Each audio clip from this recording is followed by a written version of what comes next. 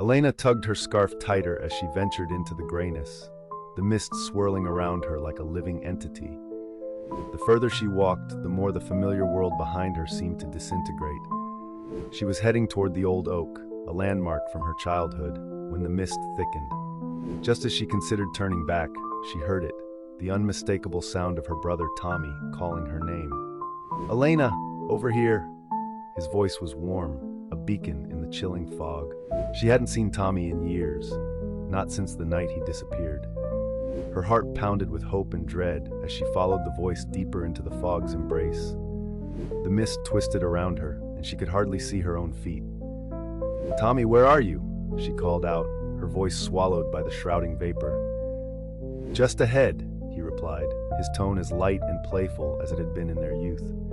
Elena pressed on, the fog thickening, pressing against her skin like icy breath. Suddenly she stumbled into a clearing where the mist parted.